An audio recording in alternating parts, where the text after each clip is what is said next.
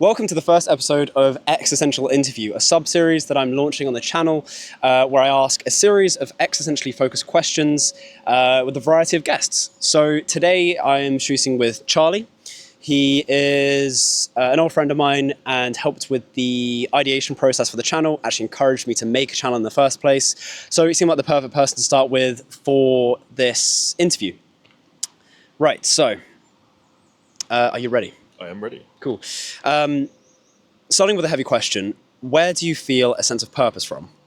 I think for myself, I've struggled a lot with purpose in my life, and being someone who's very existentially minded or constantly thinking about that kind of stuff, it's something I've overthought my way into a crisis over. But I think for me, something that I've come to learn is although I struggle to have meaning for myself, I'm aware that what I do in my life impacts the people close to me and around me. And I think right now, for me, purpose is constantly changing. But I think for me right now, my purpose is to be a good person in other people's lives. Have there been any particular moments that you'd be happy to share that you almost noticed that click, that feeling of purpose, that feeling of an indication of this is the direction? This is a direction, this is a way, this is, it's maybe a time that you've had a moment with somebody or... Yeah, I definitely think there's been moments, because as I said, I've struggled with purpose myself, but there's definitely been moments with friends when they've come to me in times of need or whatever, and I've been like a shoulder for them to cry on or whatever it may be. And that's kind of clicked in my head a bit and gone, oh, you have impact, you have meaning here, me as an individual. Because I think just purely out of self-centeredness and ego, I'll be what am I doing? What's my reason for being here? What's my life all about?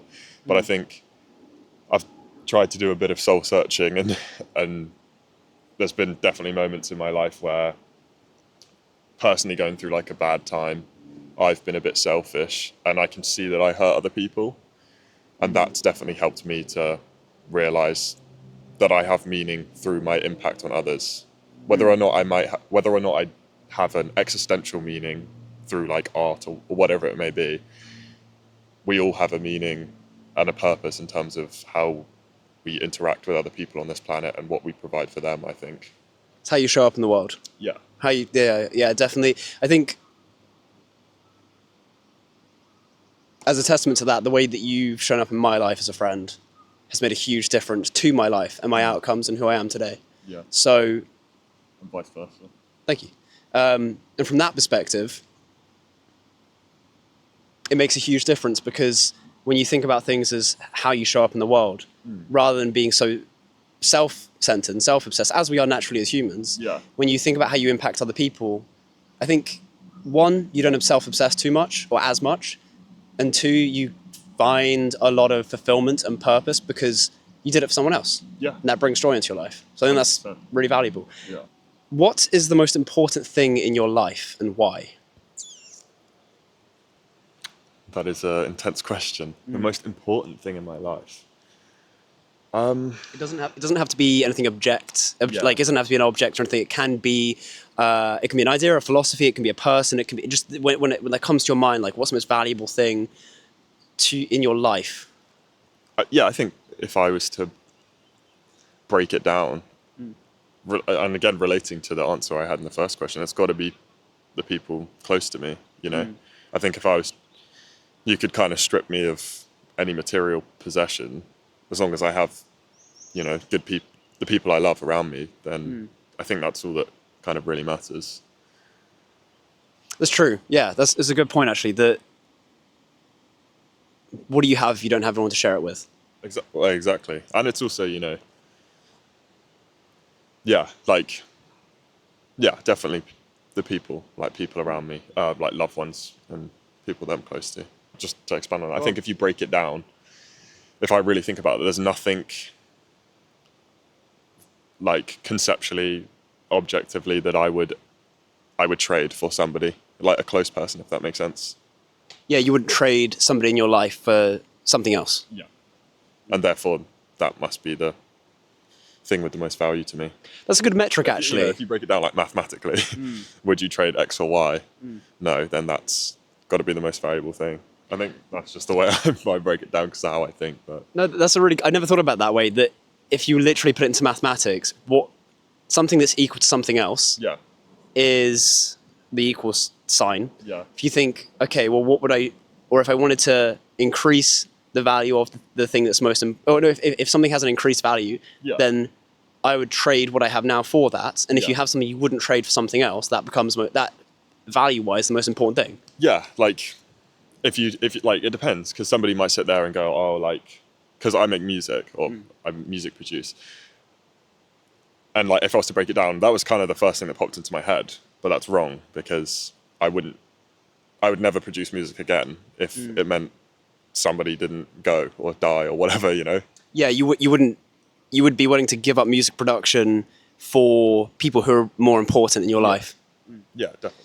So following on from that, what is a belief, a philosophy, or a reminder that has been the most influential in your life? Ooh. Memento mori, it's got to be. Sorry, I was just thinking I can't show that to the camera. If one day people on the channel will see that I have a tattoo here that says the same as that.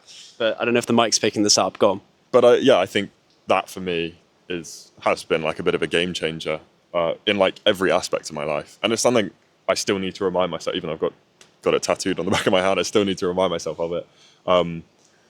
Could you just quickly say what it means? Yeah, the rough translation from Latin I think is "remember you must die," something along those lines. And for me, that's been a game changer because in every aspect, like if I get too egotistical or if I'm overthinking, just remembering you're going to die. It's not like, to some people it might sound morbid. To me, it's such a reminder that this life is so finite. This life is finite. And that, it's such a blessing. Like, it's sometimes interesting if you ever do a thought experiment where you really genuinely like imagine if you were to die, like right this second. It really does put into perspective so many things going on in your life about what you value, what you're doing with your time, what you're wasting your time on. And you hear it all the time from people with near-death experiences that completely change their life afterwards because they have the realization that, oh my God, I'm going to die. And this life is incredibly valuable. So that's, for me, been the game changer. That's why it's got it so obviously right there. Sorry, we both have it tattooed. Yeah. I think actually bringing it back to the mathematics example that you used, which I quite liked, is that it's probably the only currency, or one of the very few currencies in life that you can't get more of. It's being spent all the time, and it shifts your perspective because you think, I can't get more of this thing. This thing is the very way I live. Like, you live through an experience of time. Yeah. And every second you lose to something you don't want to do, or a negative emotion, or just a bad experience that you don't need to go through, Yeah. it's lost. Yeah. It's just lost. Yeah. What do you want people to say about you at your funeral? Ooh. It's a heavy question. What do I want people to say about me at my funeral? I think, I don't know. That's an intense question. That's something I'd like have to think about to come up with a good answer. But off the top of my head, this sounds so simple, but just that like I was authentic, first of all, I think. And that I would like people to say that I had an impact on their life, big or small, but a positive one, I'd hope. And that I was like reliable, I guess, in terms of like if they needed something, I was there for them. I like that a lot, yeah. To know that you didn't ignore your friends, that you were there for them, that you did the right things. Yeah. I like that. What's something you wish everybody can understand about life?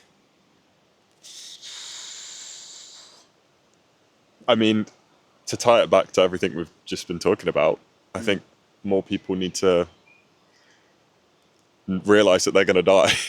I do. I really think, like, because this tattoo, like, I've said it to some people and they're like, oh, that's morbid. Like, and it's like, no, it's just reality. Like, we're going to die.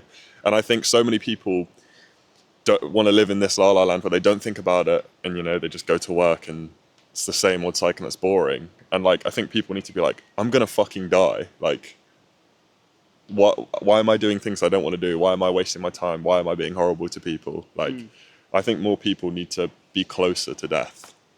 Yeah. To inform the way they live. Not physically, but...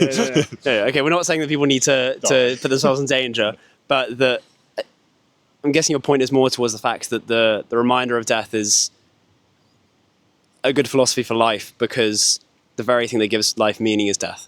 Yeah, exactly. And knowing it's finite, like you said earlier, that it's not an unlimited resource. Life does not go on. Yeah. There is an end point. 100%.